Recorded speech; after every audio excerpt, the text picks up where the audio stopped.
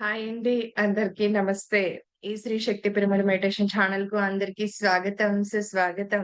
మరి ముందుగా మనందరి గురువుగారైన బ్రహ్మర్షి పితామహ పత్రిజికిను, పత్రి మేడం గారికి నా ఆత్మపూర్వక ధ్యానాభివందనాలు తెలియచేసుకుంటూ, అలాగే ఈ వీడియోని కానీ వీక్షిస్తున్న వారందరికీ ఇక్కడ జూమ్‌లో ఉన్న వారందరికీ కూడా నా ఆత్మ ప్రణామాలండి.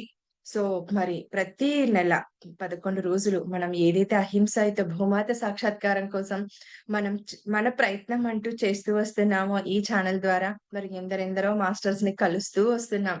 అవునా? సో, మరి ఇవాళ కూడా మాస్టర్స్ అంటూ సిద్ధంగా ఉన్నారు. వారి ఆధ్వర్యంలో ధ్యానం చేసుకుంటూ మరి ఈ ఈసారి మరి ఇంకొంత కొత్తగా ప్రయోగం చేయాలని ఆలోచించి అవగాహన చర్చ వేదికగా మీ ముందుకొస్తున్నా. అంటే అహింస పైన అవగాహన తెచ్చుకోవటానికి. ఇది చాలా ఇంపార్టెంట్ ప్రత్యేకంగా ధ్యానులకు. సో, అందుకనే ఇలాంటి కొత్తగా ప్రయత్నం చేస్తూ రావాలని మీ ముందుకు మా ఆతృత, మా ఈ ప్రయత్నం అండి. సో, అంతకంటే ముందుగా మరి ఈ కార్యక్రమంలోకి వెళ్ళబోయే ముందుగా ఫస్ట్ 11 నిమిషాలైతే ధ్యానం ఉంటుంది. సో, ముందుగా మరి మనకందరికీ తెలుసు స్థిర సుఖ ఆసనంలో కూర్చునేసేద్దాం ధ్యానానికి. కళ్ళజోడున్న వాళ్ళు పక్కన పెట్టేసుకుందాం. కళ్ళు 2 మూసేసుకుందాం. వేళ్ళల్లో వ్రేళ్ళు పెట్టుకుందాం. కాళ్ళు 2 క్రాస్ చేసేసుకుందాం. ఎవరు ఎలా కూర్చున్నా ఓకే అండి. సో, దీనికి ఎలాంటి రెస్ట్రిక్షన్స్, కండిషన్స్ లేవు. ఏ సమయంలో అయినా కూడా కూర్చోవచ్చు కాబట్టి మనం ధ్యానానికి ఉపక్రమిద్దాం. ఫస్ట్ 11 నిమిషాలు ప్రతి చోట కూడా ఈ ధ్యానం అంటూ జరుగుతుంది. అందుకే ఇది ఏకతా ధ్యానం అయ్యిందనమాట. సో, ఫ్రెండ్స్ ముందుగా ఫస్ట్ అన్నింటిని కాసేపు అలా మర్చిపోయి, మన కుటుంబ సభ్యులని అందరిని మర్చిపోయి, అలా ధ్యాన నిమగ్నులమైపోదాము నెమ్మదిగా. ఈ ఇష్ట దైవాన్ని కానీ, ఇష్ట రూపాన్ని కానీ ఊహించుకోకూడదు ఫ్రెండ్స్.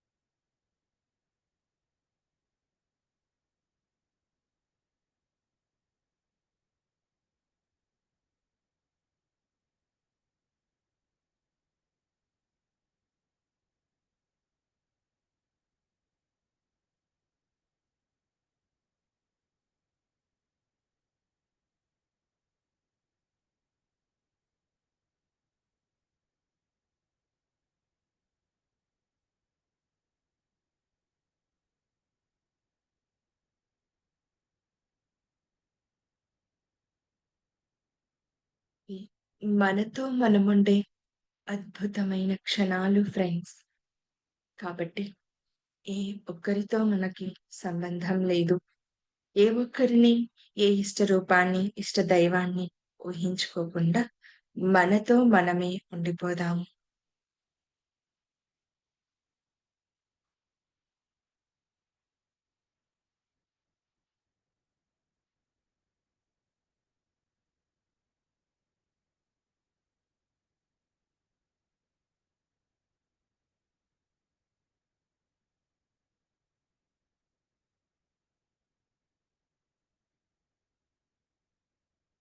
వస్తున్న ఆలోచనలను గమనిస్తూ కూర్చుందాము.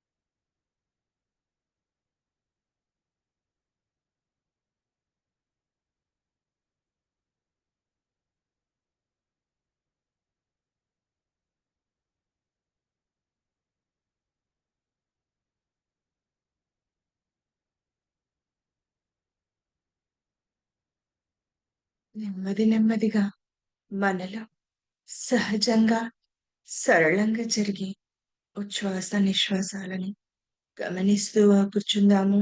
మన ముక్కు కొన భాగాన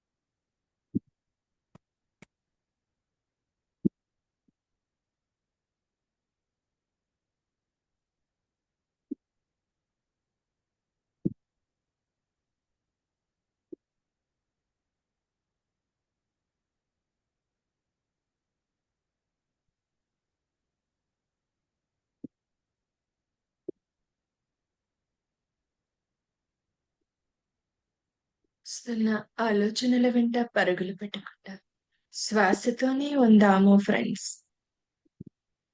శ్వాసని గమనిస్తూ ఉందాం.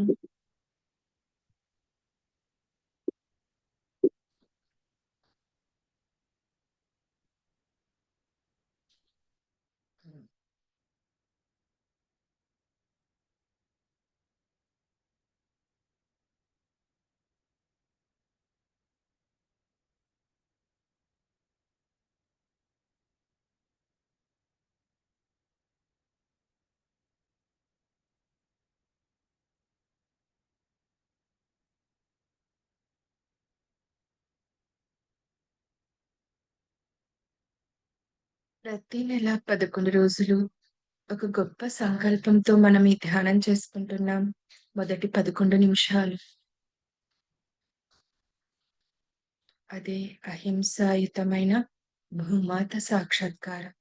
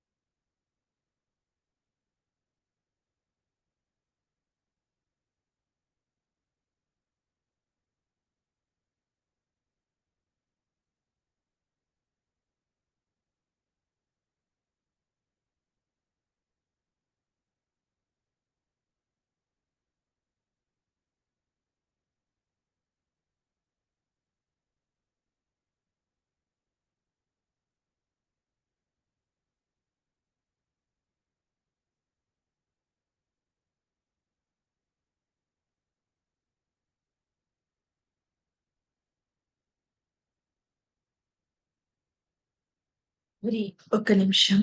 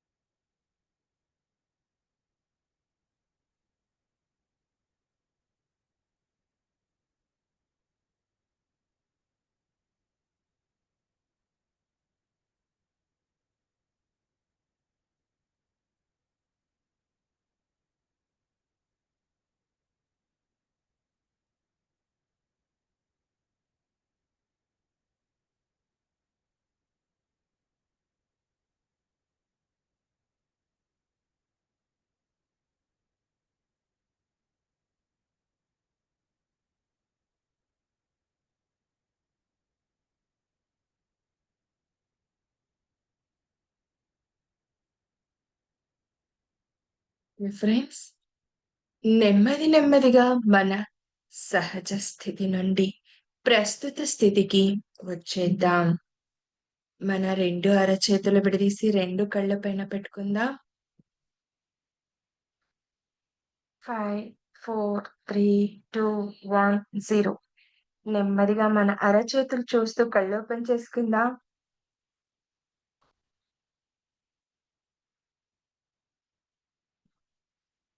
సో, ఈరోజు ఇంత చక్కటి ధ్యానానికి, ఇంత గొప్పదైన ఈ ధ్యానాన్ని అందించిన గురువుగారైన పత్రి గారికి ఒక్కసారి ధన్యవాదాలు, కృతజ్ఞతలు తెలియజేసుకుంటూ big claps friends. Thank you. Thank you. Thank you so much. So, మరి ప్రతి నెల కూడా ఇలా జరుపుకుంటూ వస్తున్నాం సీనియర్ మాస్టర్స్ యొక్క ఆధ్వర్యంలో. సో, అందులో వారి జ్ఞానాన్ని అందుకుంటూ, ఇవాళ ప్రత్యేకంగా అని చెప్పాను నేను. ఏంటంటే చర్చ. దేనికి మనకి చెప్పారు మన గురువుగారు. నేను బ్యాక్ సైడ్ గూడా పెట్టుకున్నాను. నా ఒకే ఒక కోరిక, నా ఒకే ఒక కర్తవ్యం, నా ఒకే ఒక లక్ష్యం అహింసాయుతమైన భూమాత సాక్షాత్కారాన్ని కళ్ళారా వీక్షించటం. సో, ఇదే ఆశయాన్ని ముందుకు తీసుకెళ్తున్న వారే పిరమిడ్ మాస్టర్స్ అంతా కూడా అంటే. సో, వారేం తక్కువ కాదు. ఎందుకంటే ఎన్నెన్నో శాకాహార ర్యాలీస్, అహింసాయుతంగా ఏదైతే కార్యక్రమాలుంటాయో వాటన్నింటిని ముందుకు తీసుకెళ్ళటానికి సిద్ధంగా ఉన్న వాళ్ళంతా కూడా ఈ మాస్టర్స్. సో, మరి వారు వారి కర్తవ్యాన్ని, వారి బాధ్యతని ఎలా నిర్వర్తిస్తూ వస్తున్నారు? ఇందులో భాగంగా ఆ విషయ జ్ఞానాన్నంతటిని కూడా మనం సేకరించుకుందాం. మరి ఆ జ్ఞానం అంతా కూడా చాలా ఇంపార్టెంట్. ప్రతి ఒక్క మానవునికి కూడా. కాబట్టే ఈ ప్రత్యేకమైన కార్యక్రమాన్ని నిర్వర్తించుకుంటూ వస్తున్నాం. సో, మరి ఇవాళ కూడా సిద్ధంగా ఉన్నారు ఒక సీనియర్ పిరమిడ్ మాస్టర్ గౌతమి గారు నల్గొండ నుండి. సో, మరి ఇక ఏమాత్రం ఆలస్యం చేయకుండా వారిని ఇన్వైట్ చేసేసుకుందాం. మేడం నమస్తే మేడం గౌతమి గారు. నమస్తే మేడం. మేడం మొబైల్ ఇలా పెట్టుకోరా? అడ్డంగా పెట్టుకోండి. మీరు ఇలా కనిపిస్తున్నారు. మొబైల్ యాక్చువల్ అడ్డంగా పెట్టు. నాది అడ్డమే ఉంది. లేదు మేడం. మాకు అపోజిట్‌లో కనిపిస్తున్నారు మీరు. ఓకే. మీరు నాకు అపోజిట్‌లో ఉన్నారు. మీ మొబైల్ అలా ఉంది. నేను ల్యాప్‌టాప్‌లో జాయిన్ అయ్యాను కదా! చూస్తున్నా. అమ్మ కూడా పర్ఫెక్ట్‌గా ఉన్నారు. సో, మొబైల్ ఆ! ఇలా తిప్పండి మేడం. మీరిందాక తిప్పారు చూడండి. అలా తిప్పేసాం. ఓకే. ఇప్పుడు నిలువుగా పెట్టారు కదా మొబైలు. ఇలా అడ్డంగా పెట్టండి. యాక్చువల్‌గా ఇప్పుడు నిలువు పెట్టిన నేను. ఇంతకుముందు అడ్డం పెట్టుంటిని. Maybe something wrong. సరే. Is it fine now? ఇప్పుడు ఓకేనా? ఒక్క సెకండ్. హ్మ్. Hi madam. నమస్తే మీకు. ఈ శ్రీ శక్తి హాయ్. పిరమిడ్ నమస్తే మెడిటేషన్ అండి. ఛానెల్‌కు స్వాగతం, సుస్వాగతం. సో, వెల్కమ్ అండి. మరి మనం ప్రతి నెల చేసుకుంటున్నాం. ఇది 11 రోజులు కార్యక్రమం. అహింసైత భూమాత సాక్షాత్కారం కోసం అన్నట్టుగా ఇది ఒక్కొక్క నెల యువతతో ఒక నెల. సో, పెద్ద యంగ్ మాస్టర్స్‌తో ప్లస్ ఇంకొకటి అడాలెట్స్‌తో ఇంకా ఏంటంటే సీనియర్ మాస్టర్స్‌తో ఇలా ప్రతి ఒక్కొక్క నెల ఒక్కొక్క విధంగా మేమిలా చేసుకుంటూ ఎళ్తున్నాం. ఇంకొకటేంటంటే, ఒక క్లాస్ లాగా కాకుండా దీనిపైన మనం ఒక అవేర్‌నెస్ కల్పిస్తున్నట్టుగా ఈ ప్రోగ్రామ్‌ని క్రియేట్ చేశామన్నట్టు. అందుకే అవగాహన ఓహ్! సదస్సు, అవగాహన చర్చా వేదిక సో, అలా పెడుతూ వచ్చాం. సో, మేడం మీరు పార్టిసిపేట్ చేస్తుంటారు. ప్రతి ఒక్క పిరమిడ్ మాస్టర్‌కి ఇది కనీస కర్తవ్యం, కనీస బాధ్యత కదూ! మనం కూడా అహింసైతవు మత సాక్షాత్కారాన్ని కళ్ళారా వీక్షించాలనే మన తాపత్రయంగా మారింది ఇప్పుడు. Yes. ధ్యానులుగా, యాస్ ఎ మెడిటేటర్స్‌గా. మరి మీరు ఎలా అలాంటి ప్రయత్నాలు చేస్తున్నారు? మీరెలా మారారు? అహింసైతవ మార్గం వైపుకి మీరెలా వచ్చారు? ఎలా మారారు? సో, అవన్నీ కూడా మీరు షేర్ చేసుకోవాల్సిందిగా కోరుకుంటున్నాము. Yes. Thank you madam. Thank you. Thank you. Over to you. Yes. నేను ఎలా అహింస మార్గంలో ఆర్ అహింస మార్గము అంటే ఇంకా టోటల్‌గా అహింస చేస్తున్నామా లేదా? అది ఒక ప్రశ్ననే. కాకపోతే దానికంటే ముందు ఒక నాన్ వెజ్ నుంచి వెజిటేరియన్‌గా ఎలా వచ్చాను? ఆర్ అందరిలో దేవుడే ఉన్నాడు అనే ఒక అవగాహన ఆర్ ఒక అండర్‌స్టాండింగ్ ఎలా వచ్చింది? అది చెప్పుకుందాం ముందు. దానికంటే ముందు మా ఫ్యామిలీ బ్యాక్‌గ్రౌండ్ గూడా తెలవాలి గదా! అంటే మేము నల్గొండ జిల్లా. ఎక్కువ పొలిటికల్ ఇన్‌ఫ్లూయెన్స్ ఉన్న, ఎక్కువ నాన్ వెజ్ పెడితేనే, మందు తాగితేనే గొప్ప అనే ఒక ఫ్యామిలీ బ్యాక్‌గ్రౌండ్ ఉన్న ఫ్యామిలీ మాది. చిన్నప్పటి నుంచి ఎన్నో ఇప్పటికీ చూస్తూనే ఉన్నా.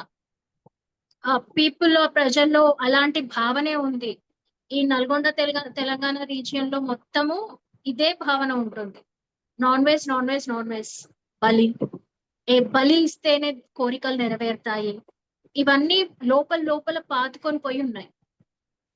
ఇలాంటి సిట్యుయేషన్స్‌లో అహింసలోకి రావడం అనేది పెద్ద ఛాలెంజింగ్ టాస్క్. దాన్ని పట్టుకొని ఉండడము, దాన్ని అందరి మధ్యలో ఉండడము, దాన్ని పట్టుకొని అందరి మధ్యలో ఉండడము, అందరి జడ్జ్‌మెంట్స్‌ని ఫేస్ చేయడము, ఆహ్, స్థిరమై ఉండడం అనేది ఇంకా పెద్ద ఛాలెంజింగ్ టాస్క్. సో, అది నా ఫ్యామిలీ బ్యాక్. పొలిటికల్ ఇన్‌ఫ్లూయెన్స్ ఉన్న, ఎంతో మంది పరిచయస్తులున్న, ఆహ్, డిస్ట్రిక్ట్‌లో మొత్తము నాన్ వెజ్ ప్రివేల్ అవుతున్న, ప్రతి చిన్న ఫంక్షన్‌కి, ప్రతి దానికి బలి ఇవ్వడము, non veg every day it's a usage. Every day వాడుతూనే ఉంటారు నాన్ వెజ్. చిన్న సెలబ్రేషన్‌కి గూడా అదే ఉంటుంది. సో, అలాంటి ఫ్యామిలీలో నుంచి నాకు చిన్నప్పటి నుంచి ఏదో ఒక క్వెస్ట్. ఇంకా ఏదో ఉంది తెలుసుకోవాలనే కోరిక. ఆ కోరికలో నుంచే నాకు ఆనాపానసతి శ్వాస మీద ధ్యాస పరిచయమైంది. నేను 2016లో కడతాల్‌కి వెళ్ళినా. ఆ కడతాల్‌కి వెళ్ళడం అనేది నాకప్పుడు ఒక పెద్ద డ్రీమ్. అసలు కడతాల్ అంటే ఒక స్వర్గం. వెళ్ళాలి ఒక్కసారైనా అని అనిపిచ్చేది.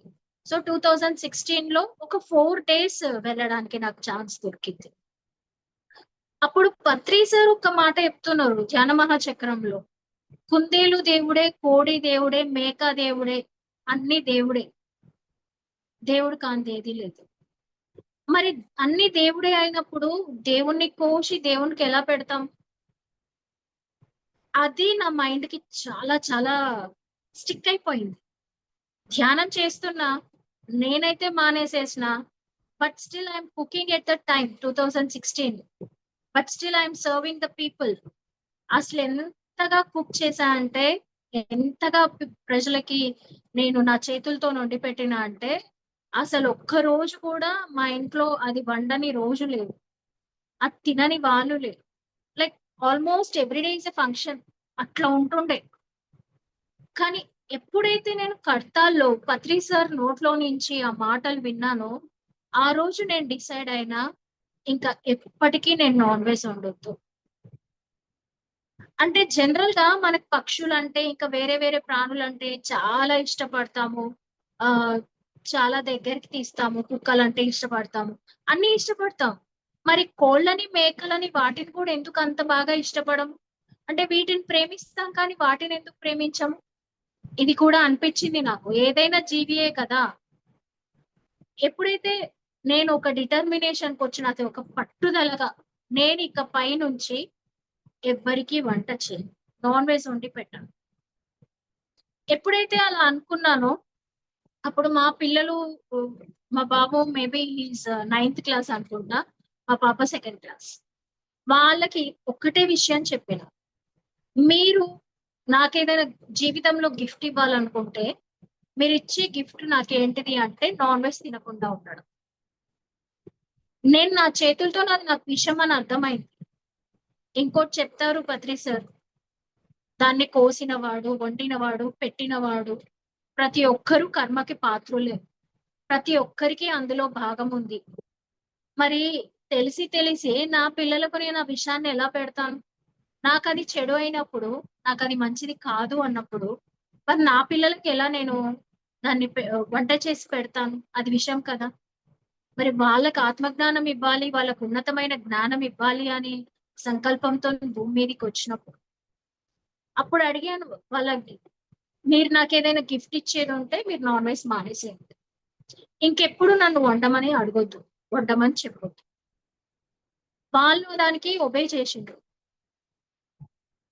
వాళ్ళు టోటల్‌గా మానేసిండ్రు. ఆ ప్రయాణంలో నాతో పాటు జాయిన్ అయిండ్రు. నాన్ వెజ్ మానేసేయడంలో, శాకాహారులుగా మారడం. ఆ తరువాత ఈ శాకాహారిగా ఉండడానికి, అహింసను పట్టుకొని ఉండడానికి చాలా పెద్ద ఛాలెంజెస్ ఫేస్ చేయాల్సొచ్చింది. ఆల్‌మోస్ట్ మా ఇంటికి ఎవ్వరు రాకుండా అయిపోయిండ్రు. ఇంకా చెప్పాలంటే ఒంటరిగా మిగిలిపోయాను. It's a long story. ఎన్నో రకాల విషయాలతో నిండుకున్న ఒక పెద్ద స్టోరీ. ఎన్ని ఒడిదుడుకులొచ్చినా సరే, నేనెన్ని ఛాలెంజెస్ ఫేస్ చేసినా సరే, మిన్ను విరిగి మీద పడ్డా సరే, నేను టోటల్‌గా ఒంటరిదాన్నయిపోయినా సరే, ఏదైతే నేననుకున్నానో అహింస, దాన్ని నేను పాటించి తీరాలి. దాన్ని నేను కట్టుబడి ఉండాలి. ఆ మాటకు నేను కట్టుబడి ఉండాలి. దాన్ని సాకుగా చూపి ఎంతో మంది నన్ను జడ్జ్ చేసిండ్రు. దాన్ని సాకుగా చూపి నా జీవితంలో ఎన్నో ఒడిదుడుకుల్ని ఎన్నింటినో ఫేస్ చేశాను. బట్ స్టిల్ అది ఏ మాటకైతే కట్టుబడి ఉండాలో ఆ మాటకి కట్టుబడి ఉన్నప్పుడు మన లోపల నుంచి ఎంతో నిర్భయత్వం వస్తుంది. దాన్ని ఫేస్ చేసే టైంలో ఒకరు మనల్ని వేలెత్తి చూపుతున్నప్పుడు, ఒకరు మనల్ని జడ్జ్ చేస్తున్నప్పుడు, ఒకరు మనల్ని రకరకాల మాటలతో, అంటే మనం ఒక సిద్ధాంతాన్నో, ఒక ఆశయాన్ని పెట్టుకొని ఉన్నప్పుడు, దాన్ని పట్ల మనం నిబద్ధతతో ఉండడము, దాన్ని క్యారీ ఫార్వర్డ్ చేయడము అనేది చాలా ఛాలెంజింగ్ టాస్క్.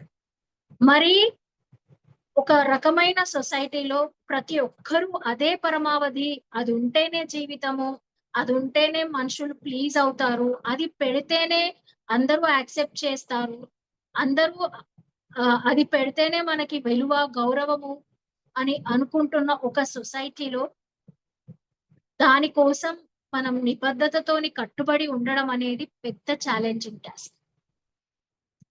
కానీ ఇప్పుడు నేను గర్వంగా చెప్తా, కేవలం నేను అహింస లేదా శాకాహారిగా మారడం అనేది ఎప్పుడైతే అనుకొని ఉన్నానో, అది నా లైఫ్‌కి ఒక టర్నింగ్ పాయింట్. దానికోసం నేను ఎప్పుడైతే నిలబడి ఉన్నానో, అసలు కొన్ని సందర్భాల్లో ఏం చేయాలో అర్థం కాని పరిస్థితిలో, లైక్ కొన్ని సార్లు ప్రజలు ఎలా చూస్తారు, సొసైటీ ఎలా చూస్తుంది అంటే, మనల్ని ఒక పిచ్చి వాళ్ళలాగానో, లేదా ఇంకొక వర్డ్ ఎలా అంటే, నువ్వు పప్పు పచ్చి పులుసేనా, ఇంకేం లేదా, ఆర్ ఇంకా కొంచెం వేట్ కైండ్ ఆఫ్, ఈమె ఒక డిఫరెంట్ కైండ్ ఇట్లా. ఇవన్నీ మనం నేను ఫేస్ చేసిన.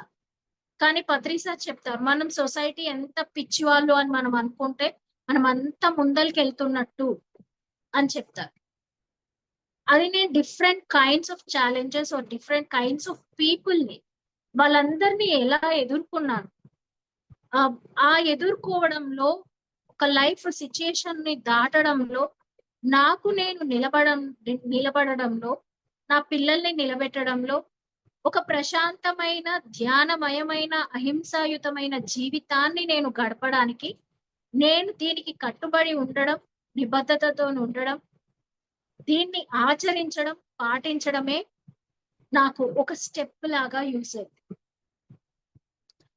నేను అహింసలోకి శాకాహారిగా కావడానికి, అహింసలోకి రావడానికి వెనకాలన్న బ్యాక్ స్టోరీ ఇది.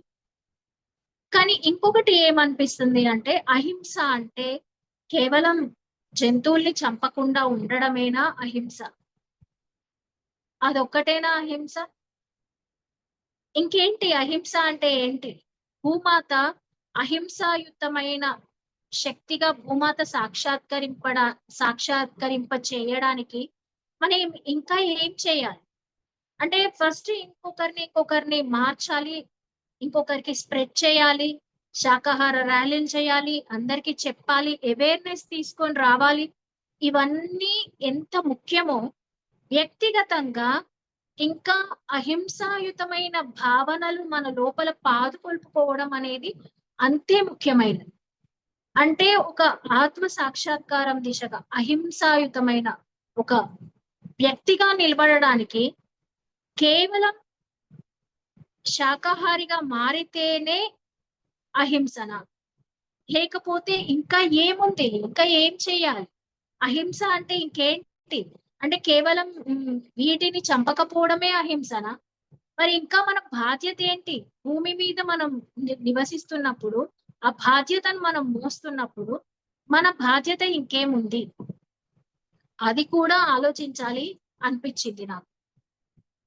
సరే, అక్కడి దాకా వెళ్ళేదానికంటే ముందు నేను శాకాహార ర్యాలీల్లో పాల్గొన్నప్పుడు ఒక్కటే చెప్తాను, ఒక్కటే అవగాహన కలిగించాలనుకుంటాను.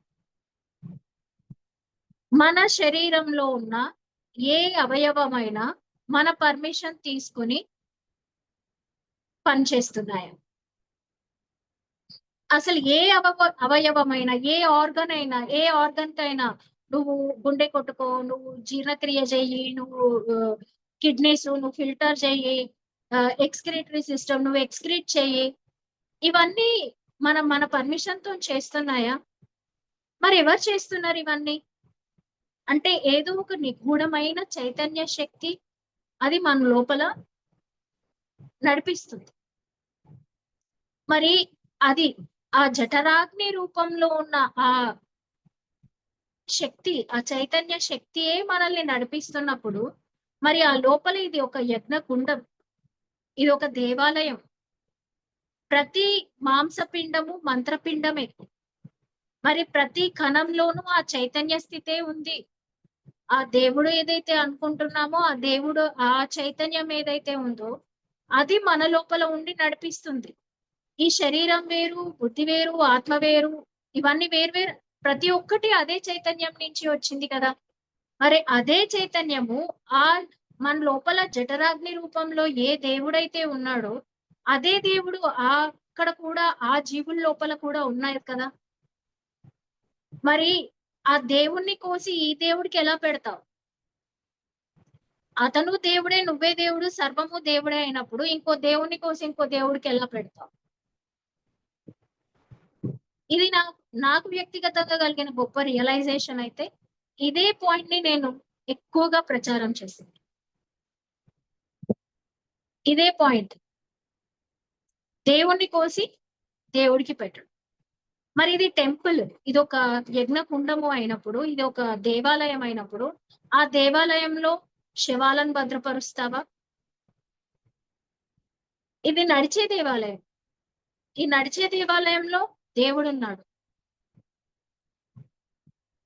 మరి ఎలాంటి ఆహారాన్ని ఇవ్వాలి, ఎలాంటి శుభ్రతనివ్వాలి, లోపల ఉన్న కణాలన్నింటికీ ఎలాంటి శుభ్రతనివ్వాలి? ఏం పెడితే ఈ లోపల ఉన్న దేవుడు ఇంకా సాక్షాత్కరిస్తాడు? ఏం పెడితే మన లోపల ఉన్న ఈ శక్తి ఇంకా మనం ఎక్కువ చేసుకోవచ్చు? అసలు మనం పుట్టింది ఎందుకు? ఏం తెలుసుకోవడానికి పుట్టినాం? మరి ఆ తెలుసుకునే క్రమంలో మనం ఏం చేయాలి? ఏం తింటే ఆ శక్తిని మనం తెలుసుకుంటాము? ఆ శక్తిని తెలుసుకోవడంలో ఉన్న పరమార్థం ఏంటి? ఎందుకు తెలుసుకోవాలి ఆ శక్తిని? ఇవన్నీ మనం ఆలోచించుకున్నప్పుడు మనం ఎందుకు అసలు ఇంకొక జీవిని చంపొద్దు, ఇంకో జీవిని మనం ఎందుకు తినొద్దు అనేది మనకు అర్థమవుతుంది కదా. సో ఇది ఫస్ట్ పాయింట్. ఈ రకంగా మనకి ఎలాంటి హక్కు లేదు. అంటే మనల్ని మనం మన శరీరంలో ఉన్న ప్రతి అంగాన్ని, ప్రతి కణాన్ని మనకి మనం ఆత్మహత్య చేసుకున్నట్లే.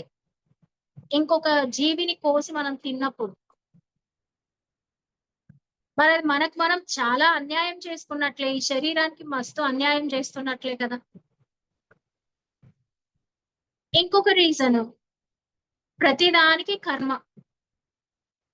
అసలుకే ఎన్ని కర్మలు చేసొచ్చామో ఇక్కడ ఈ ఈ శరీరాన్ని ఇంకా శుభ్రం చేసుకోవడానికి, ఈ నాడీ మండలాన్ని శుభ్రం చేసుకోవడానికి సంవత్సరాల టైం పడుతుంది.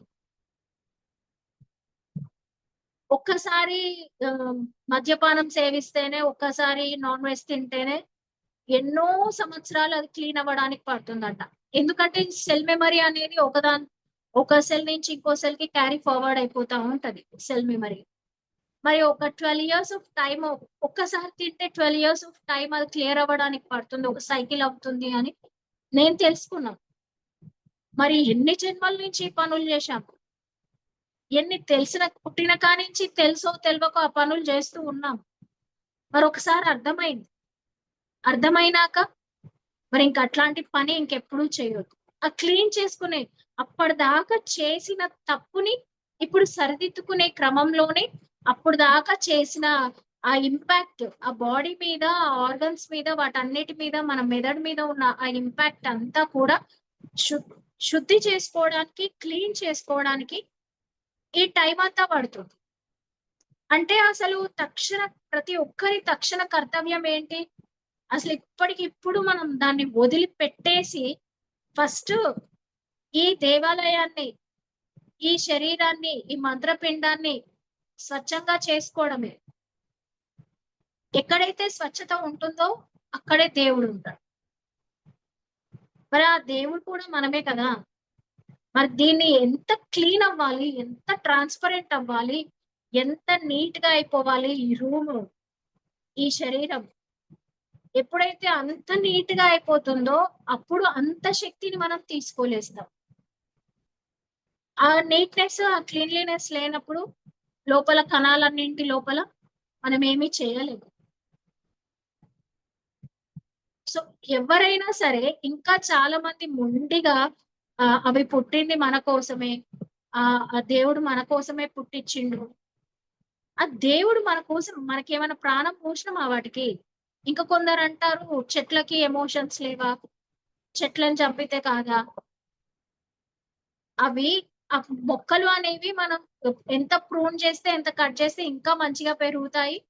ఇంకా ఒకవేళ మనం తెంపినా తెంపకపోయినా అవి నేలపడి రాలిపోయి మళ్ళీ మట్టిలోనే కలిసిపోతాయి. కానీ వీటికి ఎమోషన్స్ ఉన్నాయి, వీటికి దుఃఖం ఉంది, వీటికి నొప్పి ఉంది, అన్నీ ఉన్నాయి.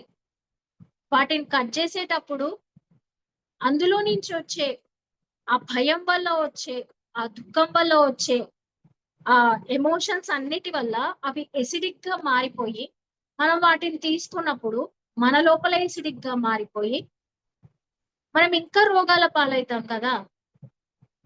ఈ విషయాలన్నీ లైక్ ర్యాలీలు జరిగేటప్పుడు ఈ విషయాలన్నీ మేము చెప్పడం జరుగుతుంది. సరే, ఇప్పుడైతే మనము జంతువుల గురించి మాట్లాడుకున్నాం. అవి కోళ్ళైనా సరే, మేకలైనా సరే, ఫిషెస్ అయినా సరే, బర్డ్స్ అయినా సరే, ఏవైనా సరే ఇక్కడి వరకు ఓకే. మనం శాకాహారాన్ని పాటిస్తున్నాము, అహింసను పాటిస్తున్నాం అనుకుంటున్నాము. That's fine with all these things. మరి ఇంకా భూమాత అహింసాయుతమైన శక్తిగా సాక్షాత్కారం చెందాలి అంటే, ఇంకా ఇవాల్వ్ అవ్వాలి అంటే వాటిని పక్కన పెడితే మన బాధ్యత ఏంటి? అసలు నిజానికి ఒక విష వలయంలో ఉన్నాం మనం. ఒక పక్క నుంచి ఇదంతా పెరుగుతూ పోతుంది. ఇంకా సెలబ్రేషన్స్ ఎక్కువైపోతున్నాయి, ఇంకా గొప్పతనం ఎక్కువైపోతుంది, అదంతా అవుతుంది. ఇంకో సైడ్ నుంచి ఈ భూమి మీద నివసిస్తున్న ఒక మానవులుగా మనం ఇంకా ఏ పనులు చేస్తున్నాం? మన ఎరుకే లేకుండా కొన్ని పనులు చేస్తే, మన ఎరుకతోనే హెల్ప్లెస్ సిచ్యుయేషన్ లో మనం చాలా పనులు చేస్తున్నాం. అది కూడా హింసనే కదా. సపోజ్ ఆలోచిద్దాం, మనం పొద్దున లేచిన కానించి ఎంత ప్లాస్టిక్ వాడుతున్నాం, ఎన్ని కెమికల్స్ వాడుతున్నాం. దీనికి ఒక రెమెడీ అనేది లేనే లేదు. మనం చాలా మన నిత్య జీవితంలో అనేక రకమైన విషయాలని డిస్పోజ్ చేస్తున్నాము భూమాత మీద. కవర్లని, ప్లాస్టిక్ ని. అసలు ఒక్కోసారి నిజానికి నాకు కూడా వ్యక్తిగతంగా ఎలాంటి రెమెడీ ఏం చేయాలి, ఏం చేస్తే నేను ఈ ఈ కాలుష్యాన్ని నేను తగ్గించలేస్తా అని ఆలోచిస్తా ఉంటే కొన్నిసార్లు వాడడం అవుతుంది, కొన్నిసార్లు ఇంకా ఎట్లా తగ్గించుకోవాలి, ఇంకా ఏం చేయాలి అని ఆలోచించడం అవుతుంది.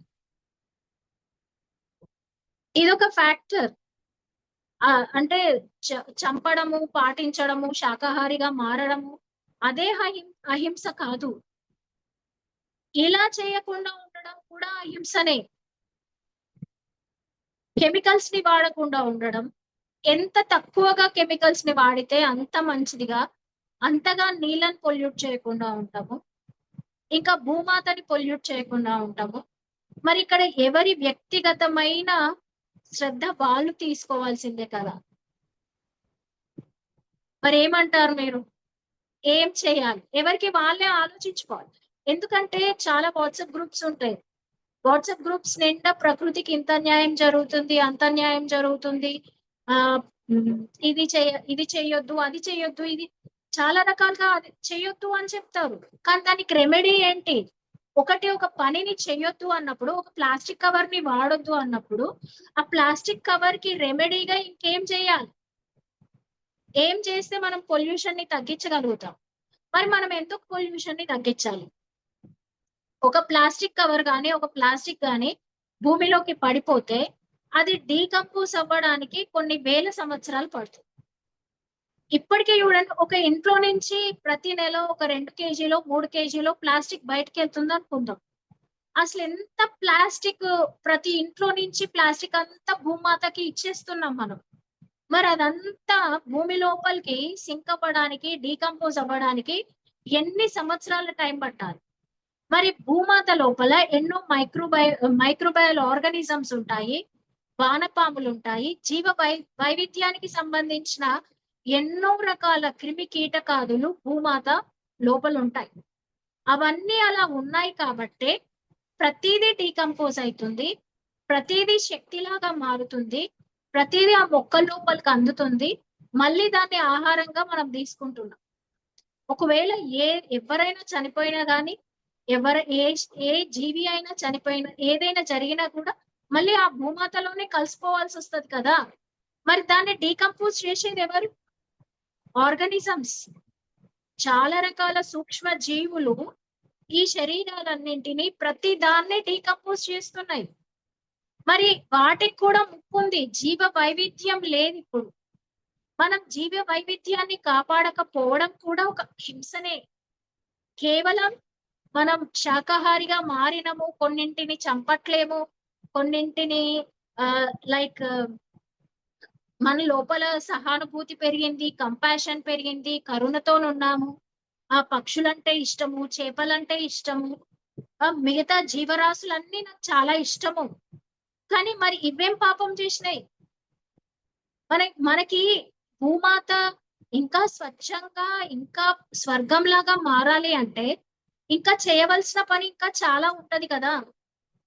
ఆ micro plastic, at the same time ఇంకా ఎన్నో రకాల వేస్టేజెస్ ని మనం లైక్ ఈ వేస్ట్ ని మనం భూమి మీద ఇచ్చేస్తున్నాం. కొన్ని మన చేతిలో ఉండి కొన్నింటిని మనం తగ్గించుకోలేస్తాము, కొన్ని మన చేతిలో లేవు, వాటిని మనం తగ్గించలేము. మల్టీనేషనల్ కంపెనీస్ చేతిలో, అందరి చేతిలో ఉన్నాయి, ఇప్పుడు మనం ఏం చేయలేని పరిస్థితి. కానీ మనం ఎంతవరకు చేయగలుగుతాం? ఎంతవరకు మనం మన భూమిని కాపాడుకోలేస్తాం? మరి ఏం జరుగుతుంది ఒకవేళ ప్లాస్టిక్ అంతా వేస్తున్నాము, కెమికల్స్ అన్ని వేస్తున్నాము, అప్పుడు ఏం జరుగుతుంది? ఏదైతే శక్తి మొక్కలకి అందాలో ఆ శక్తి మొక్కలకు అందకుండా పోవడం వల్ల ఇంకా మనమే కాకుండా ఈ భూమాత మొత్తం మీద ఎన్నో రకాల ఎలిమెంటల్స్, ఫెయిరీస్ అంటే ఈ మొక్కలకి శక్తినిచ్చే దేవతలు, ఈ పువ్వులకి శక్తినిచ్చే దేవి దేవతలు ఎంతో మంది మన కంటికి కనిపించని రీతిలో ఈ భూమి మీద సంచరిస్తూ ఉంటారు. ఎప్పుడైతే దీని అంతటిని మనం పొల్యూట్ చేస్తుంటామో ఆ వైబ్రేషన్ అంతా మారిపోతుంది. ఆ వైబ్రేషన్ అంతా మారిపోయినప్పుడు ఏదైతే సంపదనివ్వాలో, ఏదైతే ఫలాన్నివ్వాలో, ఆ ఫలాన్ని ఇవ్వడానికి కావాల్సిన ఎలిమెంటల్స్, ఫలాన్ని ఇవ్వాల్సిన ఆ శక్తి అంతా మనకి అందకుండా వెళ్ళిపోతుంది. ఎందుకంటే ఇక్కడ వైబ్రేషన్ చేంజ్ అయిపోతుంది కదా! ఈ వైబ్రేషన్ కి శక్తి మ్యాచ్ కానప్పుడు వాళ్ళేం హెల్ప్‌లెస్ సిట్యుయేషన్ లో ఉంటారు కదా! సో, మన చేతులారా మనము మన భూమాతని పొల్యూట్ చేసుకొని ఒక రకమైన హింసని మనం చేస్తున్నాం. మనకేం సంబంధము? ఆహ్, ఎక్కడో ఉన్నాయి. భూమి ఎక్కడో ఉంది. పొలాలెక్కడో ఉన్నాయి. చెట్లెక్కడో ఉన్నాయి. తోటలెక్కడో ఉన్నాయి. మనం ఇక్కడున్నాము. లైక్ సిటీలో ఉన్నాము. మనకేం సంబంధము అనుకుంటాం కదా! కానీ ప్రతీదీ సంబంధమే.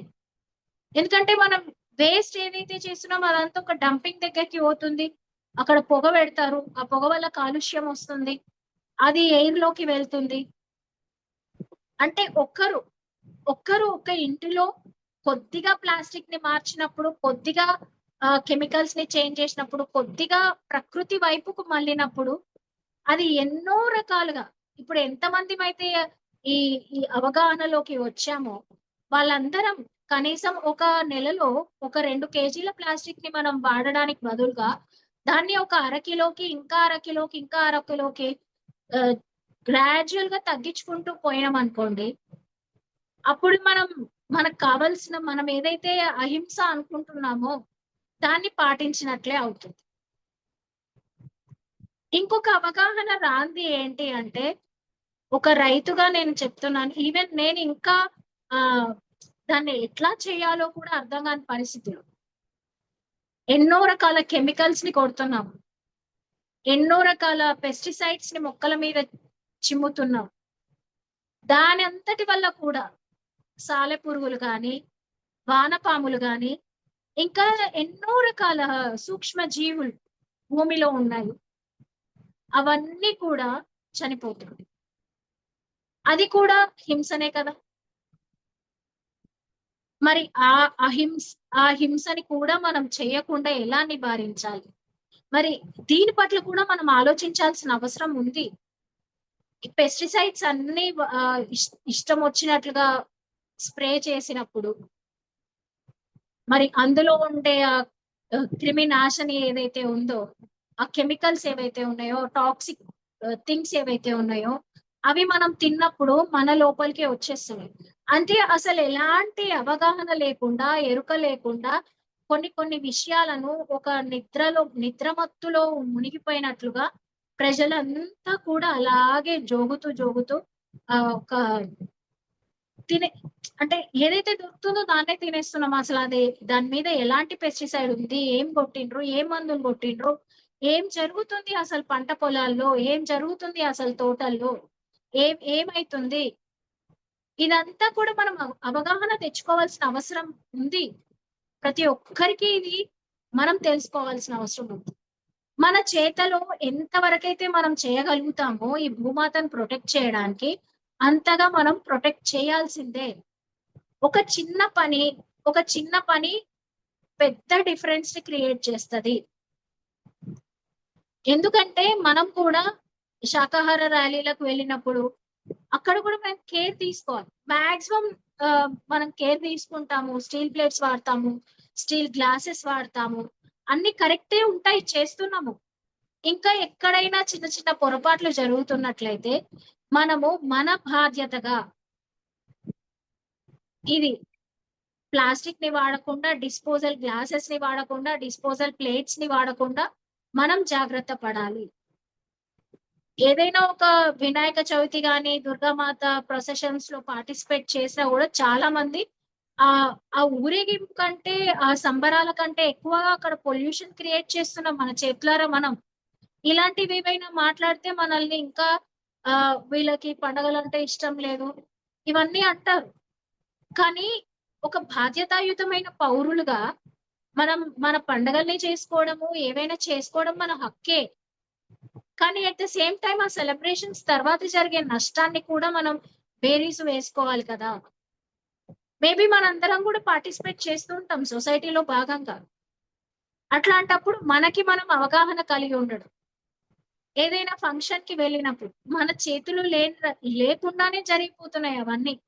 ఎన్నో రకాల డిస్పోజల్ గ్లాసెసు, ప్లేట్స్ అసలెంత ఈజీగా పడేస్తున్నామో, ఎంత ఈజీగా వేస్టేజ్ అయిపోతున్నాయో, ఇవన్నీ ఎక్కడికి పోతున్నాయి? ఇవన్నీ మళ్ళీ భూమాత దగ్గరికే కదా పొయ్యేది. మరి ఆ భూమాతకు ఆ విధంగా గూడా నష్టం కలిగిస్తున్నామా లేదా? మరలాంటప్పుడు ఇది కూడా వ్యక్తిగతంగా ప్రతి ఒక్కరు వాళ్ళకి ఎంతవరకు సాధ్యమైతే అంతవరకు ఆ ప్లాస్టిక్‌ని తగ్గించడానికి, పొల్యూషన్‌ని క్రియేట్ చేయకుండా ఉండడానికి ట్రై చేయాలి. సపోజ్ ఒక ఫంక్షన్‌కెళ్ళినప్పుడు ఇంకా తప్పట్లేదు డిస్పోజల్ గ్లాస్ వాడడం తప్పట్లేదు అని అనుకున్నప్పుడు, ఒక 10 గ్లాసులు వాడే బదులుగా ఒక్క గ్లాస్ వాడితే మన వంతుగా మనం కొంచెం తగ్గించినట్లు అవుతాం. ఇంకా ఎవరైనా రైతులుంటే గనక, ఎవరైనా వ్యవసాయం చేసేవాళ్ళు, తోటలున్న వాళ్ళు ఉంటే గనక, దీని గురించి కూడా మనం అవగాహన చేసుకోవాల్సిన అవసరం ఉంది. అన్ని టీవీల్లో, న్యూస్‌లో ఆహ్, అన్నిట్లో మనకి ఇక్కడ వ్యవసాయం అట్లా జరుగుతుంది, ఇట్లా జరుగుతుంది. ప్రకృతి వ్యవసాయం జరుగుతుంది. ఆర్గానిక్ అగ్రికల్చర్ ఇవన్నీ వింటున్నాం. కానీ సామాన్యుల దగ్గరికి వచ్చేసరికి అక్కడ అందుబాటులో ఉండే సమాచారము, అందుబాటులో ఉండే గైడెన్స్ చాలా తక్కువగా ఉంది. మరి ఈ గైడెన్స్ ఇదంతా కూడా ప్రతి ఒక్కరికి అందాల్సిన అవసరం ఉంది. దీని గురించి కూడా మనం మాట్లాడాల్సిన అవసరం ఉంది. భూమాతని అహింసాయుత భూమాతగా మనం సాక్షాత్కరింప చేసుకోవాలంటే, జీవ వైవిధ్యాన్ని మనం భూమి మీద పెంపొందించుకోవాలి. ఎప్పుడైతే జీవ వైవిధ్యం ఉంటదో, అప్పుడే మనం అన్ని రకాలుగా ఈ భూమి స్వర్గంలాగా మారుతుంది. ఇప్పుడు ఇంకా కొన్ని ఇయర్స్ పోతే గనక, ఇప్పుడు తేనెటీగలున్నాయి. ఇప్పుడు జరుగుతున్న పొల్యూషన్ వల్ల తేనెటీగలు ఇంకా కొన్ని రోజులకి లేకుండా అయిపోయినాయనుకోండి. అప్పుడు కూరగాయ పంటలు గాని, పండ్లు గాని ఏవి పండని స్థితిలోకి వెళ్ళిపోతాయి. మరి వాటిని కాపాడుకోవాల్సిన అవసరం గూడా ఉంది. అంటే మనకి అవసరం లేని సూక్ష్మ క్రిములు ఎన్ని ఉంటాయో, అవసరం ఉన్న సూక్ష్మ క్రిములు కూడా అనేక రకాలుంటాయి. వీటన్నిటి గురించి కూడా మనం కేర్ తీసుకోవాల్సిన అవసరం ఉంది. ఎవరికి వాళ్ళుగా బాధ్యత తీసుకుందాము. ఎంతగా వీలైతే సరే, ఒక సామాన్య ప్రజలుగా మన వల్ల ఎంత చిన్న పని వీలైనా, అంత చిన్న పనిని మనం చేయడానికి సిద్ధంగా ఉందాం. ఇంకొకటి మొక్కలు, మొక్కలు, చెట్లు వాటి గురించి కూడా మనం పాటుపడాల్సిన అవసరం ఉంది. మనం ఎప్పుడైతే మొక్కల్ని ఎక్కువగా పెంచుతామో, ఎప్పుడైతే ఆ మొక్కల పట్ల శ్రద్ధ తీసుకుంటామో, అప్పుడు భూమాతను మనం కాపాడుకున్న వాళ్ళం అవుతాం. ఎందుకంటే ఒక్క మొక్క వర్షం పడ్డప్పుడు 20,000 లీటర్ల నీటిని పట్టుకొని ఉంచుతుంది భూమి లోపల. ఎంతో నేలని కోసుకుపోకుండా కాపాడుతుంది. ఇది కూడా భూమాతను కాపాడడమే మనం. అంటే మొక్కలను పెంచడం గురించి, ఇంకా మొక్కల్ని పెంచడం వల్ల ఎన్నో రకాల దేవతా వృక్షాలను పెంచడం వల్ల పాజిటివ్ వైబ్రేషన్స్ రాగి, జువ్వి, మర్రి, మేడి, జమ్మి ఇవన్నీ కూడా చాలా పిరమిడ్ సెంటర్‌లల్ల నక్షత్ర వనాలు అని పెట్టిండ్రు చాలా పిరమిడ్ సెంటర్స్‌లో. ఇంకా వీలైన వాళ్ళందరూ కూడా వాళ్ళ పిరమిడ్ సెంటర్స్‌లో మర్రి చెట్టుని, రావి చెట్టుని, జువ్వి చెట్టుని, మేడి చెట్టుని వీటన్నిటిని పెంచడం వల్ల పాజిటివ్ వైబ్రేషన్స్, పాజిటివ్ ఎనర్జీ ఒక్కొక్క చెట్టు ఒక పిరమిడ్ లాగా పనిచేస్తుంది. ఎవరైనా హెల్త్ బాలేదనుకోండి, ఒక చెట్టు చుట్టూ ప్రదక్షిణ చేయమని చెప్తారు కదా! ఎందుకు చెప్తారు అంటే, ఆ చెట్టులో నుంచి వచ్చే పాజిటివ్ వైబ్రేషన్స్ వాటిని మనం వాటి చుట్టూ ప్రదక్షిణ చేస్తున్నప్పుడు, మన లోపల ఏదైతే సరిగ్గా లేదో దాన్ని సెట్ చేస్తుంది. ఆ గాలి, ఆ వైబ్రేషను, అక్కడుండే ఔషధ గుణాలు, ఆ చెట్టు దగ్గర ఉండే ఔషధ గుణాలు, ఇవన్నీ కూడా మనల్ని సెట్ చేస్తాయి. ఇప్పుడు ఈ సైన్స్ సైన్స్ సైన్స్ అని జనాలందరూ అవన్నీ మూఢనమ్మకాలుగా కొట్టివేస్తున్నారు. కానీ ఎంత వీలైతే అంత ప్రతి పిరమిడ్ సెంటర్ లో ఇంకెవరైనా తోటలుంటే, పొలాలుంటే, స్థలం ఉంటే ఆ స్థలాల్లో కనీసం ఒక్క చెట్టైనా, ఒక పెద్ద చెట్టు, ఒక మర్రి చెట్టు, ఒక జువ్వి చెట్టు, ఒక రావి చెట్టు, ఏదో ఒక చెట్టుని పెంచడం అనేది మనం భూమాతను కాపాడినట్లే అవుతుంది. అంటే ఇది కూడా మనం అహింస మార్గంలో ప్రయాణిస్తున్నట్లే. ఎందుకంటే ఒక్క చెట్టుని మనం పెంచితే గనక అక్కడ అడవి లో ఏ వాతావరణం అయితే క్రియేట్ అవుతుందో ఆ వాతావరణం క్రియేట్ అవుతుంది ఆ నేల లోపల, ఆ భూమి లోపల. ఆ చెట్టు ఎన్నో రకాల జీవులకు ఆవాలం అవుతుంది, నివాసం అవుతుంది. ఎప్పుడైతే ఎన్నో రకాల జీవులు కలిసిమెలిసి ఉంటాయో అప్పుడు అక్కడ సరైన వాతావరణం అనేది ఏర్పడుతుంది. కేవలం మనిషి ఒక్కడు మాత్రం ఉంటేనే ఈ భూమి మీద మనుగడ సాగించలేము. ఒక చిన్న కంటికి కనిపించని సూక్ష్మ క్రిమి కూడా అంతే ముఖ్యమైనది. మనం ఎంత ముఖ్యమైన వాళ్ళమో, మనిషి ఎంత ముఖ్యమైన వాడో, కంటికి కనిపించని వేర్ల లోపల ఉండే ఆ లెగ్యూమ్, రైజోబియం బ్యాక్టీరియా లాంటివి అంటారు. చాలా రకాల బ్యాక్టీరియా ఉంటాయి మనకి హెల్ప్‌ఫుల్ గా ఉండేవి. అవి కూడా అంతే ముఖ్యమైనవి. ప్రతీదీ ఒకదానికి ఒకటి ఇంటర్‌లింక్ అయ్యి ఉంటాయి. మరి ప్రతీదీ మనం కూడా ప్రతి దానితోని ఇంటర్‌లింక్ అయ్యి ఉంటాము. ప్రతి చెట్టుతోని, ప్రతి సూక్ష్మజీవితోని, అన్నింటితోని ఈ భూమి మీద లింక్ కానిది ఏది లేదు. మరి మన బాధ్యతగా మనం ఎంతవరకు చేయగలుగుతామో అంతవరకు మనం ఈ భూమిని కాపాడడానికి ప్రయత్నం చేద్దాం. ఒకవేళ లైక్ పెద్ద చెట్లు పెట్టడానికి వీలు కాలేదు. మన వంతుగా ఒక కనీసం మన వ్యక్తిగతంగా ఒక కుండీలో ఒక్క చెట్టుని పెట్టడానికైనా ట్రై చేద్దాం. ఆ చెట్టులో అనేక రకమైన మంచి పోషకాలు ఉండేటట్లుగా ఆ మట్టిని సుసంపన్నం చేసేటట్లుగా ప్రయత్నిద్దాం. ఇది కూడా అహింసా మార్గంలో ఒక భాగం. సరే, ఇవన్నీ కూడా ఔట్ సైడ్ అట్మాస్ఫియర్ గురించి మనం మాట్లాడుకున్నాం. ఇంకా ఇన్ డెప్త్ గా వెళ్తే ఎన్నో రకాల థింగ్స్ ఉంటాయి మనం మాట్లాడుకోవాల్సినవి, చేయవలసినవి. ఇంకొకటి, ఇవన్నీ ఇవన్నీ చేయడం వల్ల లైక్ హింసని హింస చేయడం వల్ల, లైక్ ప్లాస్టిక్ ఉండడం వల్ల, కెమికల్స్ వాడడం వల్ల, వీటన్నిటి వల్ల మనకి మనమే హాని చేసుకుంటున్నాం. మన శరీరానికి మనమే హాని చేసుకుంటున్నాము. అంటే మన పట్ల మనము హింసతోనే ఉన్నామని అర్థం. ఎప్పుడైతే వీటన్నిటిని కూడా మన పట్ల మనమే హింసతో ఉండడం కాకుండా మన కుటుంబ సభ్యులందరితో కూడా మనం హింసనే చేస్తున్నాము ఇవన్నీ చేయడం వల్ల. సో ఫ్రెండ్స్, మనం ఎంతవరకు వీలైతే అంతవరకు go back to nature. Suppose ఒక సబ్బు వారం రోజులు వాడే బదులు సున్నిపిండిలోకి వెళ్ళడము, అన్ని సింథటిక్ బట్టలే కొనుక్కునే బదులు నేత బట్టలను, ఉన్ని బట్టలను వాడుకోవడం. అట్లా చిన్నగా one step at a time మనం చేస్తున్నాం అనుకోండి, మనం సింపుల్ లివింగ్ లోకి వెళ్తాము. భూమాతని మనం ఇంకా కాపాడుకోగలిగే స్థితిలోకి వస్తాం. ఇవన్నీ ఫ్యాక్టర్స్ అయితే ఇంకా భావ కాలుష్యం. మనం అనుకుంటాము ఇంకొక జీవిని చంపకపోవడమే అహింస అని అనుకుంటాం. కానీ ఇంకా మన లోపల ఎన్ని భావాలను పెట్టుకొని ఉన్నామో, ఎంత భావ కాలుష్యాన్ని పెట్టుకొని ఉన్నామో, ఎన్ని ఎమోషన్స్ ని పెట్టుకొని ఉన్నామో తెలియదు. ఒకవేళ ఇతరుల మీద కోప్పడినా, ఇతరుల మీద అసూయతో ఉన్నా, అరిషడ్ వర్గాల చేతిలో మనం ఉన్నా, అవన్నీ కూడా మనం భావ కాలుష్యాన్ని కలిగిస్తున్నట్లే.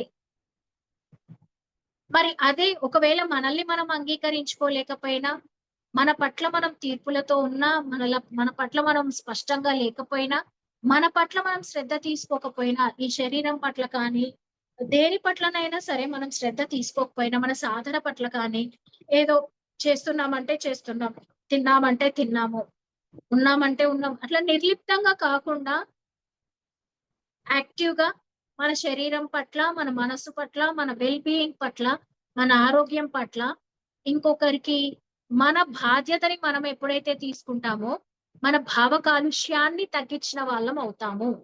ఎందుకు నేను భావ కాలుష్యం అని అంటున్నానంటే, మనం సరే ధ్యానం చేస్తాము, అహింసలో ఉన్నాము, శాకాహారులుగా ఉన్నాము, అన్నీ ఉన్నాము. అదంతా ఫైన్. కానీ సేత్ మాస్టర్ ఒక విషయం చెప్తారు. ఇది ఇంతకు ముందు కూడా ఒక ఛానెల్‌లో ఒక సత్సంగంలో షేర్ చేసుకున్నాను నేను. ఇది మళ్ళీ మనం ఒకసారి షేర్ చేసుకుందాం. ఇప్పుడు మన ఆలోచన ఉంది. మన ఆలోచనతోని మన ఫీలింగ్స్ ఉంటాయి.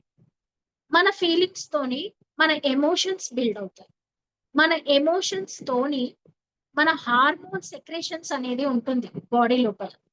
మన హార్మోన్స్ సెక్రెషన్ తోనే మన శ్వాస ఎలా జరగాలి అనేది ఉంటుంది. మన శ్వాస జరిగే విధానం వల్లనే మన శరీరం లోపల మన కణాలు వైబ్రేట్ అవ్వడం అనేది జరుగుతుంది. అంటే చూడండి, మన ఆలోచన సరైనదైనప్పుడు మన భావం సరిగ్గా ఉంటుంది. మన ఎమోషన్ సరిగ్గా ఉంటుంది. మన లోపల హార్మోన్స్ అన్నీ సమతుల్యంగా ఉంటాయి. మన హార్మోన్స్ అన్నీ సమతుల్యంగా ఉన్నప్పుడు మన శ్వాస సరిగ్గా జరుగుతుంది. మన శ్వాస సరిగ్గా జరిగినప్పుడు మన శరీరం లోపల ఉండే కణాల లోపల ఉండే ఎలక్ట్రాన్స్ ఇవన్నీ కూడా సరిగ్గా వైబ్రేట్ అవుతాయి, సరిగ్గా స్పిన్ అవుతాయి. ఎప్పుడైతే సరిగ్గా హార్మోనియస్ గా సమతుల్యంగా అవి వైబ్రేట్ అవుతాయో ఆ వైబ్రేషన్ ని మనం బయటికి విడుదల చేస్తాము. ఏ హార్మోన్స్ అయితే మన లోపల ఉంటాయో వాటిని ఆ కెమికల్స్ ని మనం బయటికి వైబ్రేట్ చేస్తాము.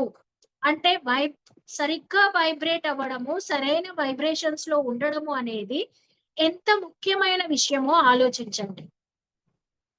అంటే ఎల్లప్పుడూ మనం సరైన భావనలోనే, సరైన ఆలోచనలోనే, సరైన భావనలోనే, సరైన భావోద్వేగంలోనే ఉంటున్నామా, ఉండట్లేమా అనేది మనం సరి చూసుకోవాలి.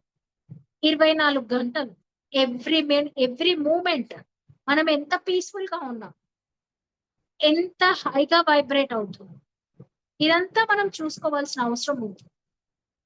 మరి మనం ఏ విధంగా మరి ఈ ఇంపాక్ట్ అనేది ఏ విధంగా మన మీద పడుతుంది? మన ఆలోచనలు. మనం సరిగ్గా ఉన్నామనుకుంటూనే ఎంతో మంది పట్ల మనం ఒపీనియన్స్ ఉంటాయి. ఒపీనియన్స్, జడ్జ్మెంట్స్ అనుకుంటాము, ఒపీనియన్స్ అనుకుంటాము. ఆ ఒపీనియన్స్ అన్నిటిని మనం ప్రతిసారి చెప్తూనే ఉంటాము, బయటికి ఎక్స్‌ప్రెస్ చేస్తూనే ఉంటాం. సరే, ఎక్స్‌ప్రెస్ చేయడంలో తప్పు లేదు. కానీ వాటి పట్ల ఏ ఎమోషన్‌ని మనం క్యారీ చేస్తున్నాం? ఒకరి పట్ల మనం ఎలాంటి భావోద్వేగంతో ఉన్నాం? మన పట్ల మనం ఎలాంటి భావోద్వేగంతో ఉన్నాం? ఇవన్నీ మనం ప్రతి నిత్యము చూసుకోవాల్సిన అవసరం ఎంతైనా ఉంది. మరి అలా చెక్ చేసుకుంటున్నప్పుడు మనం వైబ్రేట్ చేసేదాన్ని మనం మార్చుతాం. మరి ఆ రసాయనాలు ఏవైతే బయటికి పంపిస్తున్నామో అవి మారిపోతాయి. సపోజ్ ఒకరు కోపంగా ఉన్నారనుకోండి, ఒకరు ఇంకొకరి మీద కోపంగా ఉన్నారు, లేదా ఒకరు ఇంకొకరి మీద అసూయతోనున్నారు. ఆ అసూయ అనే భావోద్వేగము మన సెల్ వైబ్రేషన్ ని టోటల్ గా మార్చివేస్తుంది.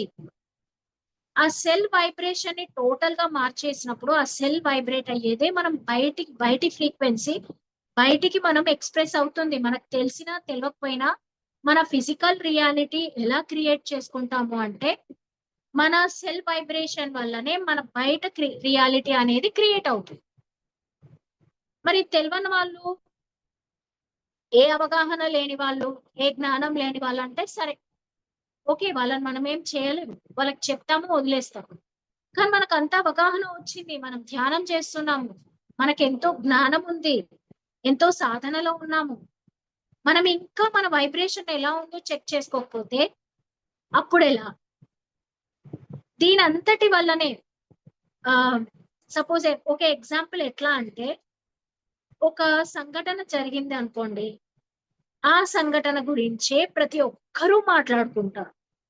అలా ప్రతి ఒక్కరు ఒక సంఘటన గురించి ఒక 10 మంది మాట్లాడుకున్నారనుకోండి.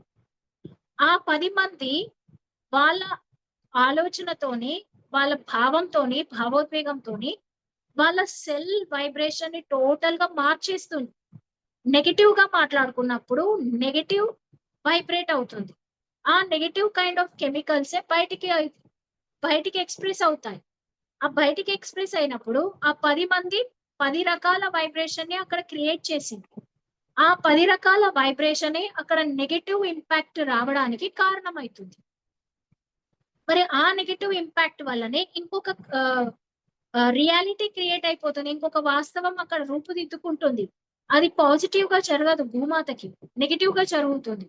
ఇప్పుడు ఇంతగా ఎందుకు పొల్యూట్ అయిపోయి, ఎందుకు ఇన్ని డ్రాస్టికల్ థింగ్స్ అన్నీ జరుగుతున్నాయి అంటే, టీవీ ఎక్కువవ్వడం వల్ల, ఫోను ఎక్కువవ్వడం వల్ల, ఆ మాట్లాడుకునే మాటలు ఎక్కువవ్వడం వల్ల, ఇదంతా భావ కాలుష్యం వల్ల మనమంతా బయటికి లోయర్ వైబ్రేషన్‌ని, నెగెటివ్ వైబ్రేషన్‌ని ఎమిట్ చేసేస్తున్నాము.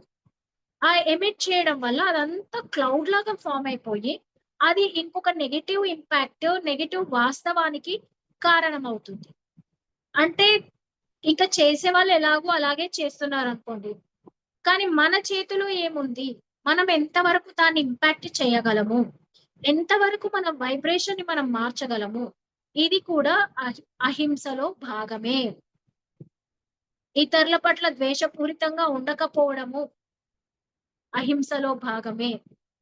ఇతరుల పట్ల అసూయతో ఉండకపోవడము, ఇతరులను జడ్జ్ చేయకపోవడము, ఇతరుల పట్ల ఎలాంటి భావం లేకుండా లైక్ ఇతరులని మనం ప్రేమపూర్వకంగా చూడడము అనేది కూడా అహింసలో భాగమే.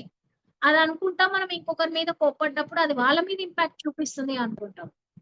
కానీ ఆ కోపం అంతా మన మీద వెలువడే ఆ రసాయనాలు అవన్నీ కూడా మన మీదనే ఇంపాక్ట్ చూపిస్తాయి. మన లోపలున్న హార్మోన్స్ అన్నిటిని చేంజ్ చేస్తాయి. మన లోపలున్న కార్టిసాల్ లెవెల్స్‌ని చేంజ్ చేస్తాయి. ఇవన్నీ కూడా మనకి మనం హింసను ప్రేరేపించుకోవడం అంతే. మన పట్ల మనం హింస చేసుకోవడమే. ఇంకొకరి పట్ల హింస చేయడం. అంటే ఇవన్నీ ఆలోచించుకున్నప్పుడు అసలు మనం ఏ విధంగా ఉండాలి?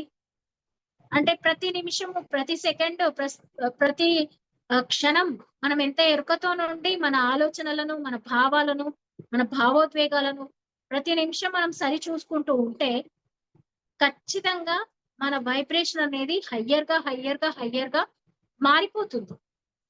మరి ఎప్పుడైతే మన వైబ్రేషన్ హయ్యర్‌గా మారిపోయి మనం లైట్‌గా మారతామో, అప్పుడు ఏదైతే నెగెటివ్ యాస్పెక్ట్ ఉందో అవతల వాళ్ళ నుంచి తెలవని పీపుల్ నుంచి అదంతా ఎమిట్ అవుతుందో, అదంతా కూడా లైట్‌గా మారిపోతుంది.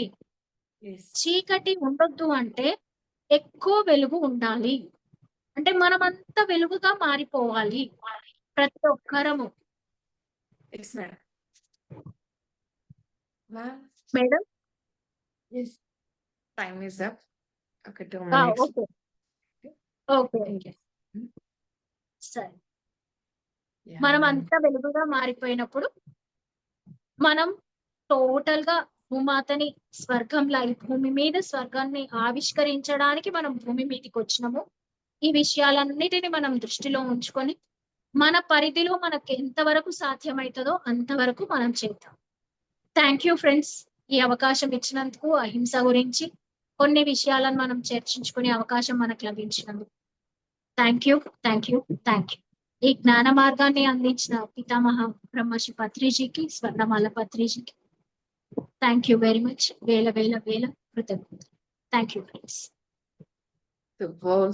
సూపర్. Excellent madam. అసలు డేర్‌గా డెసిషన్ తీసుకోవడమే గొప్ప విషయం first of all. Hmm. So, ధ్యాన మార్గంలోకొచ్చాక మీరు ఈ విషయం తెలుసుకున్నాక పిల్లలతో ఫస్ట్ చేంజ్ చేపిచ్చేసారు. వాళ్ళు అగ్రీ చేయటం, యాక్సెప్ట్ చేయటం. Great madam. పిల్లలు కూడా గ్రేట్ అసలు. సూపర్బ్. ఎందుకంటే అంత ఈజీగా ఒప్పుకోరు కదా! టేస్ట్‌కి అలవాటు పడింటారు. ప్లస్ ఒక కల్చర్‌లో పుట్టి పెరిగిన పిల్లలు. సో, కాబట్టి అంత ఈజీగా ఒప్పుకోమా చాలా మందున్నారు. "నువ్వు తినొద్దు మమ్మీ నేను తింటే తింటాను. నీకేంది" అట్లా ఇట్లా అని మాట్లాడే వాళ్ళున్నారు. బట్ మీరు చెప్పిన ఒక్క మాటకి వాళ్ళు మారటం అనేది మటుకు అద్భుతం. నిజంగా ఆసమ్ మేడం. అంత ఈజీ కాదు. ఒక ఫ్యామిలీలో అట్లా మారటం అది. So, superb. అండ్ ఇంకొకటన్నారు మీరు ఏంటంటే ఒక నిబద్ధతతో నేను ముందుకు వెళ్తున్నాను. ఎన్ని ఛాలెంజెస్ వచ్చినా లైఫ్‌లో ఎలాంటి ఛాలెంజెస్ వచ్చినా దూరమైనా కొంతమంది దూరమవుతారు.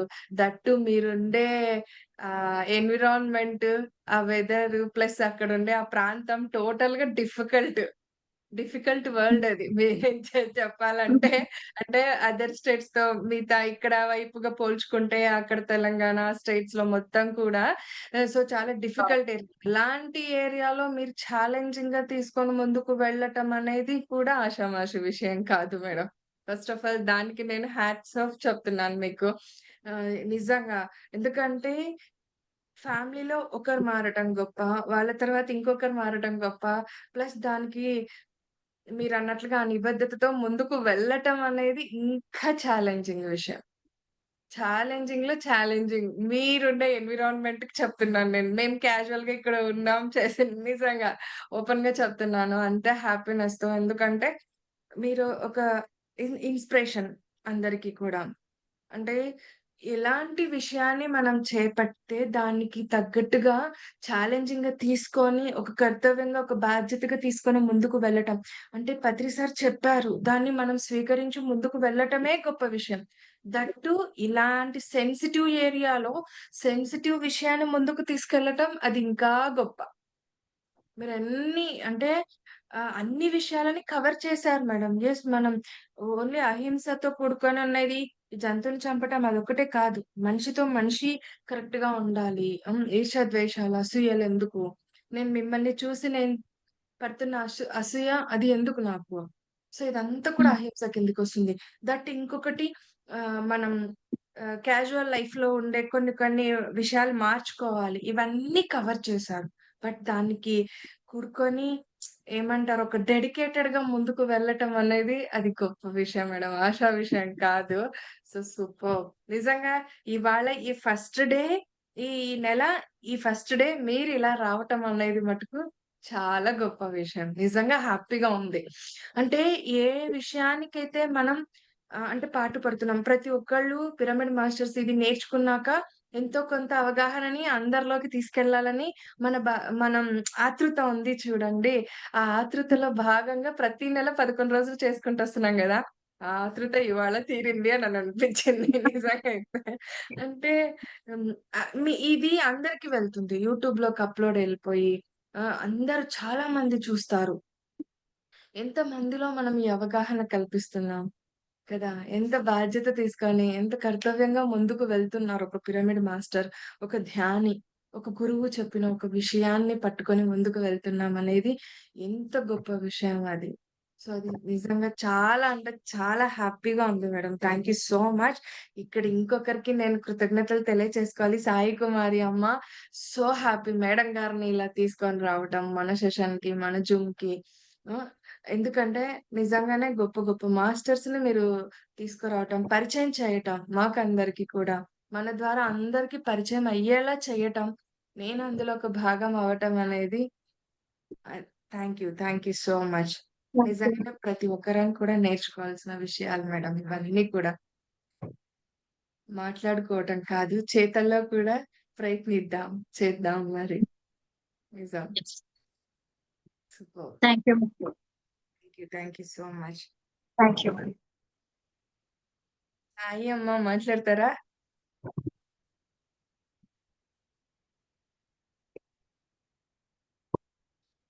సాయమ్మా?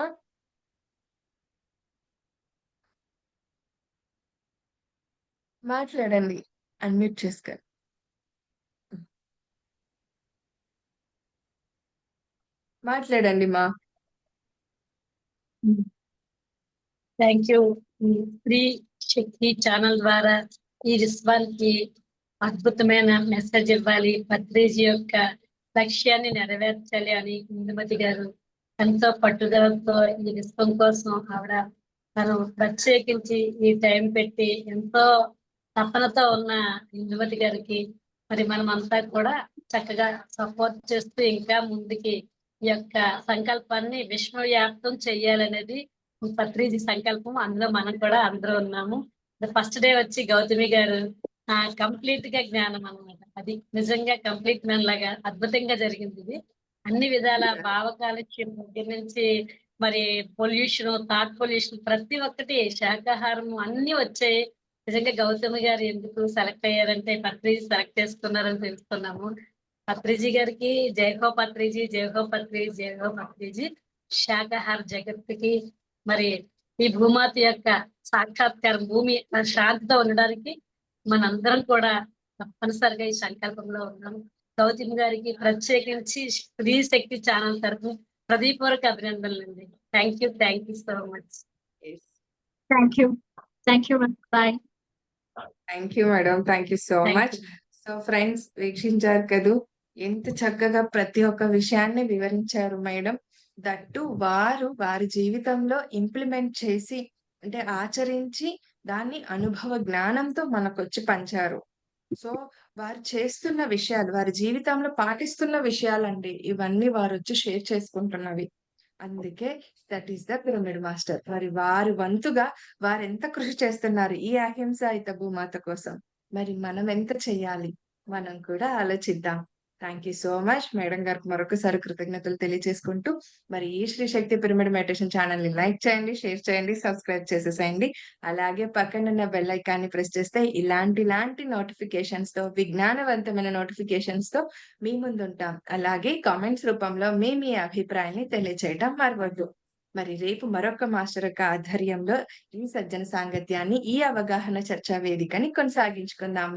మరి ఇంకొక చిన్న అనౌన్స్మెంట్ ఫ్రెండ్స్, ఏంటంటే గనక ఇది నా యొక్క తపననే కాదు, సురేష్ యొక్క తపన కూడా. ఇక్కడ సురేష్ అని కూడా ఉన్నారు. సో తన తపన, తను ఈ మొత్తం ప్రతి సెంటర్ కి, ప్రతి ఊరా చిన్న చిన్న గ్రామాలకు తిరుగుతూ ప్రతిరోజు ఉదయం 11 గంటలకు 11 నిమిషాలు అందరూ ధ్యానంలో కూర్చునేటట్టుగా చేశాడు అన్నమాట. అంటే అహింసాయుత భూమాత సాక్షాత్కారం కోసం ఏదైతే పత్రి సార్ తపన పడుతున్నారో మనమంతా కూడా, సో అందులో భాగంగానే ఆ అబ్బాయి కూడా ముందుకు వచ్చి చేస్తున్న విషయం ఇది. సో నేను తనకు సహకారంగా ఉంటూ ఈ ఛానల్ ద్వారా ఇలా చేస్తున్నాను. సో తను ఊరూరా తిరుగుతూ చేస్తూ వస్తున్నాడు.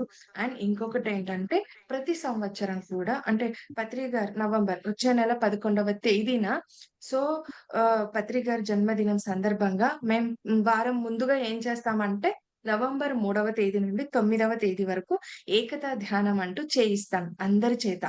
సో మెయిన్ మనకు చెప్పేది పత్రి సార్, నువ్వు ధ్యానం చెయ్యకపోయినా పర్వాలేదు, శాకాహారిగా మారు ముందు అని చెప్తారు ఆయన. సో దాని పర్పస్ మీదుగానే మేము అంటే ఆ వారం రోజులు, నవంబర్ 3వ తేదీ నుంచి 9వ తేదీ వరకు, ఆ వారం రోజులు సాయంత్రం 5 గంటల నుంచి 7 గంటల వరకు ధ్యానం ఉంటుందండి. 2 గంటల ధ్యానం. అలాగే 1 గంట 7 గంటల నుండి 8 గంటల వరకు సత్సంగం, అంటే జ్ఞానబోధ. మాస్టర్స్, సీనియర్ మాస్టర్స్ కానీ మాస్టర్స్ వచ్చి వారి జ్ఞానబోధ ఉంటుంది. ఇదే విషయ అవగాహన పైననే. సో కాబట్టి ఫ్రెండ్స్, ప్రతి ఒక్కరు కూడా ధ్యానం చెయ్యాలి, అంటే ఈ ఏకతా ధ్యానంలో పాల్గొనాలని కోరుకుంటున్నాను.